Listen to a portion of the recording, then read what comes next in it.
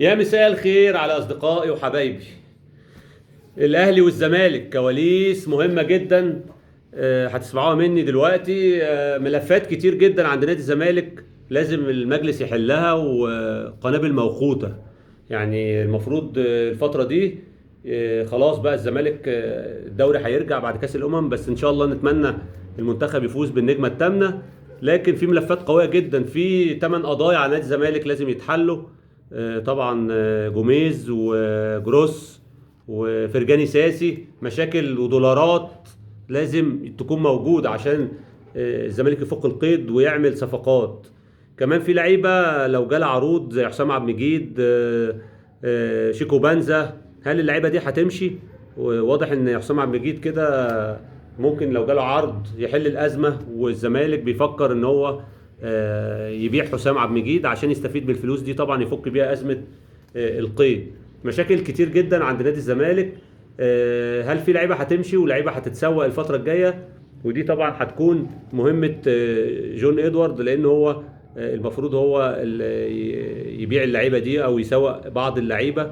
وهنشوف هل هيجي مدير الفني اجنبي، هل الزمالك قادر ان يكون في خزينته 50,000 دولار يقدر يدفع للمدير الفني الاجنبي الجديد اللي هيكون متواجد مع الكابتن معتمد جمال. هنشوف الفتره الجايه عواد هيمشي ولا هيقعد. برضو هو عايز يقعد، لكن كان الزمالك عايز يطلعه ويبيعه ويستفاد منه. محمد السيد كمان هل هيترك نادي الزمالك؟ يعني امور كتيره جدا في نادي الزمالك لازم تتحل الفتره اللي جايه. نروح بقى للنادي الاهلي.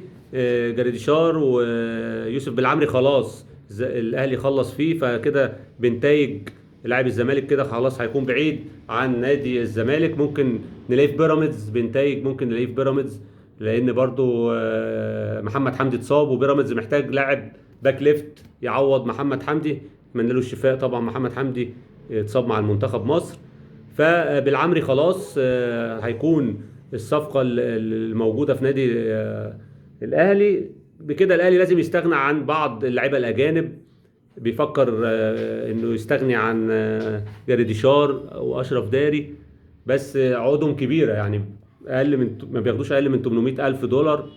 فهنشوف هيروحوا فين، ممكن يروحوا زد، يروحوا سيراميكا. هنشوف الفترة الجاية مين هيتحمل الراتب بتاعهم. برضو مشكلة كبيرة عند النادي الأهلي. كمان تألق إمام عاشور مع منتخب مصر هيفتح له طبعا مجال كبير جدا إنه يروح للاحتراف. في أندية كبيرة جدا دلوقتي بتتابع إمام عاشور بعد تألقه في ماتش كوتيفار، أندية تركية وعارفين طبعا إن آدم وطني هو وكيل اللاعب إمام عاشور، وبيدوروا على أعلى عرض. والأهلي كان بيفكر إن إمام عاشور ما يطلعش بأقل من 10 مليون يورو. فهل إمام هيجيب الرقم ده؟ الرقم اللي وصل لإمام دلوقتي في 5-6 مليون في الدوري التركي.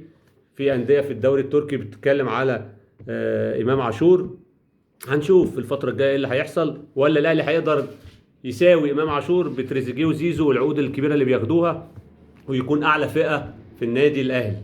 يعني برضو أمور لازم تتحسم في النادي الأهلي وكمان في نادي الزمالك، قطبي الكرة المصرية. دي كانت بعض الكواليس كده سريعا، وإن شاء الله بقى نتمنى الفوز لمنتخب مصر ويوصل للنهائي، ويكون نهائي عربي مع المغرب إن شاء الله، ونفوز بالنجمة الثامنة. واشوفكم في لايف جديد إن شاء الله، وسلام.